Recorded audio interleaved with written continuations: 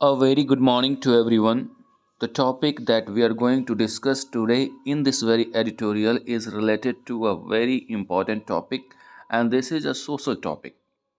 In this very editorial, we shall try to understand what is POXO Act that was enacted in the year 2012, and we shall try to find out the reason why we are going to study this editorial. So, without wasting the time, let me start this editorial in Hindi, and I'll make you each and every line clearly in Hindi. So start with the heading, and it is considering consent. The very first word considering, consider करना you know well, and consent stands for सहमति.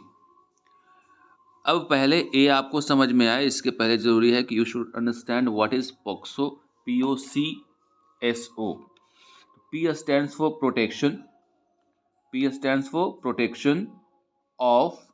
C stands for children from sexual. S for sexual, or O for offenses. Once again, I'm going to tell you what is the full form of POXO. Protection of children from sexual offenses act. यानी आपको आज POCSO के बारे में जानना कि है क्या. तो आप जानते हैं कि हमारे देश में एक एक्ट है, कानून है, जिसको पोक्सो कहा जाता है, जिसके अंतर्गत कोई भी व्यक्ति अगर किसी जो कि एडोलेसेंट हो या फिर जिसका 18 से एज कम होता है उसके साथ कोई सेक्सुअली इंटरकोर्स करता है, तो ऐसे केस में उसके ऊपर एक कानून के तहत, यानी किसी तरह से किसी बच्चे के साथ अपराध किया जाता है, सेक्सुअल हैरेसमेंट किया जाता है, असॉल्ट किया जाता है, तो ऐसे केस में ए एक्ट लगा करके उसे सजा दी जाती है. इसलिए इसका नाम रख दिया गया protection of children from sexual offences act, and it was enacted in 2012.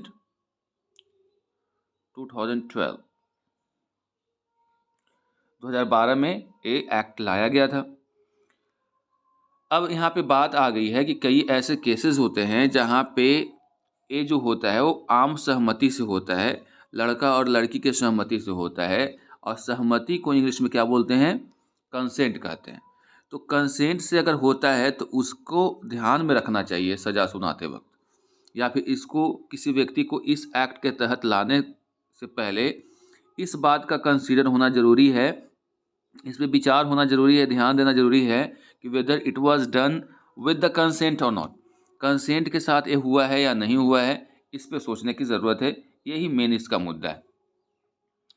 तो आप देख सकते हैं यहाँ पे लिखा हुआ है कि हम लोग बात करने वाले हैं on POCSO act and the age of consent. यानी पोक्सो एक्ट क्या है और सहमति का जो एज होता है वो क्या होता है. The law must stay in tune with the times.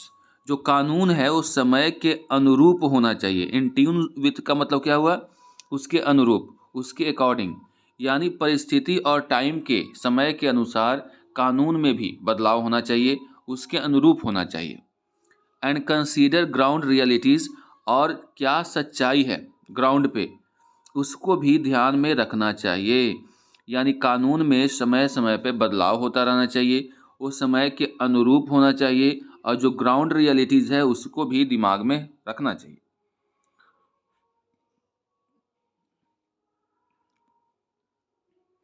As much as the laws of a country must adhere to the principle of justice and fairness. जो देश का कानून है उसको क्या होना चाहिए, मस्ट अधर टू. अधर टू का मतलब होता है चिपके होना, यानी मानना. यानी कोई भी चीज़ में अधर टू लग गया इसका मतलब उसको एकदम फॉलो करना चाहिए स्ट्रिक्टली. टू द प्रिंसिपल, सिद्धांत के अनुसार, और जस्टिस में फेयरनेस होना चाहिए. जस्टिस और फेयरनेस होना चाहिए. फेयरनेस का कहने का मतलब ये हुआ कि साफ सुथरी जस्टिस होनी चाहिए, किसी प्रकार का किसी से का पक्ष या फिर किसी के साथ पक्षपात नहीं होना चाहिए. तो जो कानून है किसी भी देश का वो इस सिद्धांत पे काम करना चाहिए कि वो जस्टिस मिले और उसमें फेयरनेस हो, किसी प्रकार का कोई भेदभाव न हो. They also need to stay in tune with the times, और एक कानून जो होने चाहिए उस समय की मांग के अनुसार क्या होना चाहिए यानी समय के अनुरूप होना चाहिए, परिस्थितियों के अनुरूप होना चाहिए। It was this proviso, proviso का मतलब शर्त, शर्त नोट कर लीजिएगा, दैट अब ये शर्त है कि the Dharwad bench of the high court of Karnataka, Dharwad जो बेंच है हाई कोर्ट कर्नाटका का, उसने इन्वोक किया है, इन्वोक का मतलब आवाहन करना, as it urged the Law Commission of India, urged का मतलब होता है रिक्वेस्ट करना, इम्फैटिक रिक्वेस्ट जिसको बोलते हैं, इसने लॉ कमीशन ऑफ इंडिया को आवाहन किया है, या फिर कह सकते हैं रिक्वेस्ट किया है, टू हैव अ रीथिंक, फिर से विचार करने के लिए, रीथिंक मतलब पुनः विचार करना, on the criteria for the age of consent, इस क्राइटेरिया के ऊपर कि किस एज तक कोई अगर सहमति से अगर सेक्सुअल रिलेशनशिप बनाता है तो किस एज तक इसको कंसीडर करना चाहिए, क्योंकि अभी परिस्थितियां थोड़ी सी चेंज हो गई हैं हमारे समाज की। Taking into consideration the ground realities, और ये जो होना चाहिए, फिर से इस पर विचार होना चाहिए, ये देखते हुए कि सच में ग्राउंड रियलिटीज़ क्या है, सच्चाई क्या है समाज का, उसके अनुसार सोचते हुए इस पर फिर से विचार करने की ज़रूरत है।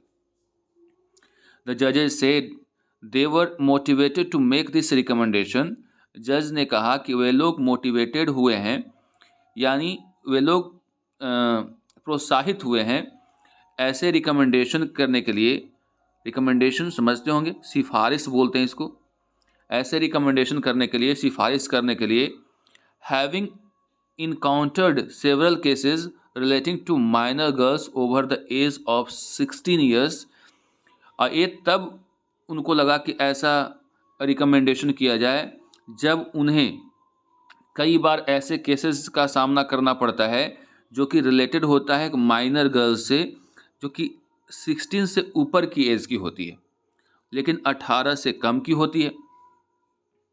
Having fallen in love and eloped with the boy, और किसी लड़के के प्यार में पड़ जाना, और प्यार में पड़ने के बाद उसके साथ फिर इलोप हो जाती है। इलोप वर्ड का मतलब होता है शादी से पहले जब आप किसी के साथ शादी के इरादे से भाग जाते हैं तो इसको इलोप कहते हैं। तो लड़के के साथ भाग जाती है, and wandered why the consent of the girls in a sexual relationship is not factored इन। अब आश्चर्य की बात यह है कि जब लड़की गर्ल जो है बॉय के साथ अपने कंसेंट से, सहमति से अगर चली जाती है तो इसमें आश्चर्य की बात है कि बिना गर्ल के कंसेंट के ये जो रिलेशनशिप है वो उसको कोई फैक्टर ही नहीं रहता है, मतलब उसको कंसीडर ही नहीं किया जाता है। जब बच्चे के ऊपर या लड़के के ऊपर केस होता है तो इसमें लड़की भी शामिल थी या फिर उसका भी कंसेंट था, उसका कोई तवज्जो नहीं दिया, उसको कोई तवज्जो नहीं दिया जाता है, कोई वैल्यू नहीं दिया जाता है। Especially when charges are made out under provision of the POCSO, और उस समय जो चार्जेज लगाए जाते हैं वो किसके तहत लगाए जाते हैं, पोक्सो एक्ट के तहत, जो कि बहुत ही खतरनाक एक्ट है। The act was enacted to protect children from sexual abuse, ये जो एक्ट है वो इनेक्ट किया गया था यानी बनाया गया था बच्चों को सेक्सुअली एब्यूज़ या हरासमेंट से बचाने के लिए। And it raised the age of consent for sexual intercourse from 16 to 18, और इसने एक एज ऑफ कंसेंट रखा था for sexual intercourse from 16 to 18, 16 से 18 साल का ईयर जो है एक कंसेंट रखा गया था। It in practice however studies have noted that many cases booked under the act in the adolescence group 16 and above have a romantic involvement. कह रहा है कि अगर प्रैक्टिकली देखा जाए तो स्टडी बताता है यानी इसका अध्ययन बताता है कि कई ऐसे केसेस नोट किए गए हैं जिसमें बुक किया गया है, जिसमें एडोलेसेंस का जो ग्रुप है 16 years and above have a romantic involvement, इसमें रोमांटिक इन्वॉल्वमेंट देखने को मिलता है, including eloping with the intention of getting married, इसमें शामिल होता है कि जो लड़का या लड़की शादी के इरादे से भाग जाते हैं, वो खास करके ऐसे मामले देखने को मिलते हैं। यानी जो एज ऑफ कंसेंट है 16 to 18 ईयर्स, और प्रैक्टिकल में क्या होता है कि कई बार 16 साल या उससे अधिक की जो लड़कियां हैं या इस ग्रुप की लड़कियां हैं, वो अपने इसमें रोमांटिक इन्वॉल्वमेंट होता है और उसमें शामिल होता है कि लड़के के साथ भाग जाना शादी से पहले। तो ये सारी चीज़ें हैं जो कि स्टडी बताता है कि हमारे समाज में अब एक कॉमन होता जा रहा है। इन ऑलमोस्ट ऑल इंस्टांसेज, प्रत्येक, ऑलमोस्ट ऑल मतलब प्रत्येक हो गया, प्रत्येक इंस्टेंसेस का मतलब होता है एग्जाम्पल्स, जितने भी एग्जाम्पल्स आते हैं। Police cases are initiated by the parents of the minor girl, police case जो होता है वो शुरुआत की जाती है पेरेंट्स के द्वारा, जो कि लड़की के पिता होते हैं, यानी माइनर जो गर्ल है उनके पिता होते हैं। Who has eloped with the lover, जो कि लवर के साथ इलोप कर जाती है, उसके माता पिता के द्वारा पुलिस केसेस या कंप्लेन किया जाता है। Once the sexual act is confirm, और एक बार जब सेक्सुअल एक्ट कन्फर्म हो जाता है कि सचमुच उसके साथ हुआ है, the POCSO act is slapped on the boys, और पोक्सो एक्ट नाम का तमाचा मार दिया जाता है लड़के के ऊपर, यानी इस एक्ट के तहत उसको फिर गिरफ्तार कर लिया जाता है। Who may sometimes be a minor, जो कि कुछ समय के लिए वो माइनर भी हो सकता है, और barely of legal age of marriage, और हो सकता है कि उसकी शादी की भी उम्र हो सकती है जो लीगल एज है उस हिसाब से, यानी जो लड़का है वो माइनर भी हो सकता है या फिर उसकी शादी की जो लीगल एज है उतना भी उसका एज हो सकता है। And the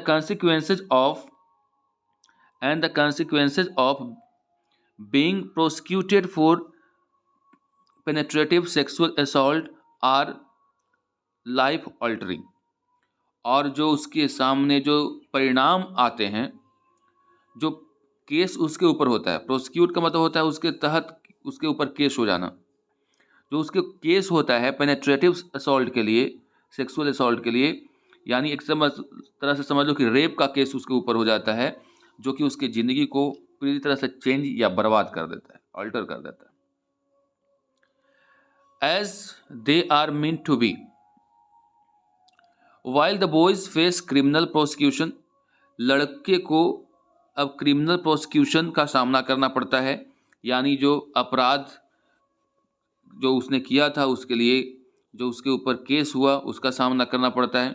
the girls are also sent to government institutions, और लड़की को भी सरकारी इंस्टीट्यूशंस में भेज दिए जाते हैं, संस्था में भेज दिए जाते हैं। व्हेन दे प्रोटेस्ट पेरेंट्स, जब वो अपने पेरेंट्स का प्रोटेस्ट करते हैं। A strong disapproval of the liaison, और जब पेरेंट के द्वारा जो उसके रिलेशनशिप का, लिएशन का मतलब होता है सेक्सुअल रिलेशनशिप, तो उसके रिलेशनशिप का विरोध किया जाता है, ऐसे में लड़की को भी गवर्नमेंट हाउस या इंस्टीट्यूशंस में भेज दिया जाता है सुधार के लिए। अब देखो, एक तरफ लड़का को बेचारे को क्रिमिनल ट्रायल फेस करना पड़ेगा अब, यानी प्रोसिक्यूशन को फेस करना पड़ेगा, वहीं लड़की अगर अपने पेरेंट्स के खिलाफ बोलती है, प्रोटेस्ट करती है, तो उसको भी गवर्नमेंट इंस्टीट्यूशंस में भेज दिया जाता है।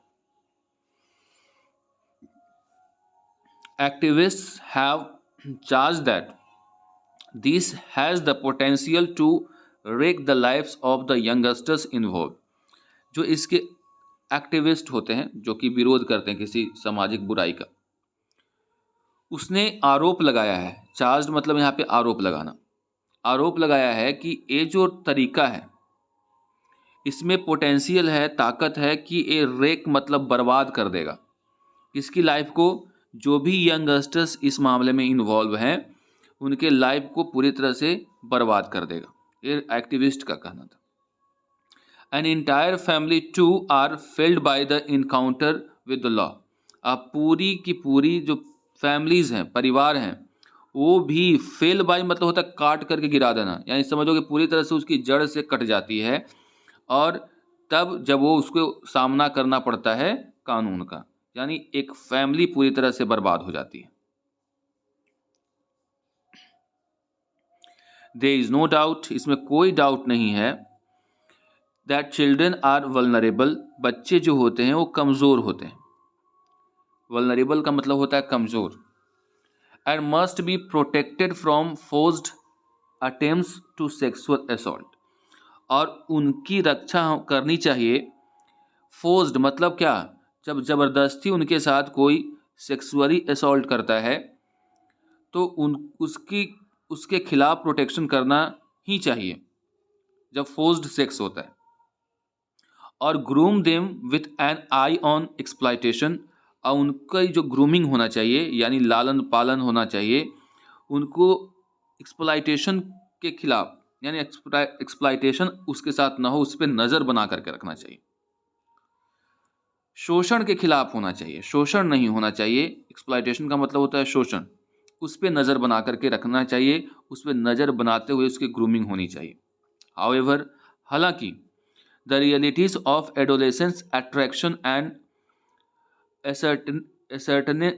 असर्टमेंट ऑफ कंसेंट, हालांकि जो रियलिटीज़ है एडोलेसेंट का, और इसमें जो उनका अट्रैक्शन है दूसरे के प्रति, और असर्टेनमेंट का मतलब होता है किसी बात को सुनिश्चित कर देना, असर्टेन कर देना, ऑफ कंसेंट, और उनकी सहमति से जो होता है, 16 ईयर्स एंड एबव, 16 साल या उससे ऊपर के लड़कियों का, must be considered pertinent to investigation and prosecution, इसमें वो कंसीडर करना चाहिए कि इसमें इन्वेस्टिगेशन हो, यानी कि डायरेक्टली उसके ऊपर पॉक्सो लगा दे, और तब उसके बाद फिर प्रोसिक्यूशन हो। द हाई कोर्ट जजेज also asked if it could be presumed that minors have knowledge of the applicable law. Court ने यानी हाई कोर्ट के जजेज ने कहा कि क्या ऐसा मान लिया जाए कि जो माइनर्स हैं उनको इस कानून के बारे में जो उनके ऊपर लागू होता है उनको पता है। It may be recommended that the justice J.S. Verma committee on amendments to criminal law also recommended that the age of consent be reduced to 16 and necessary amendments be made in the POCSO Act. और J.S. Verma एक justice हैं, committee है, उसने भी recommend किया है कि जो एज ऑफ कंसेंट है उसको 16 कर देना चाहिए, यानी उसके एज को कम कर देना चाहिए, 18 तक नहीं होना चाहिए।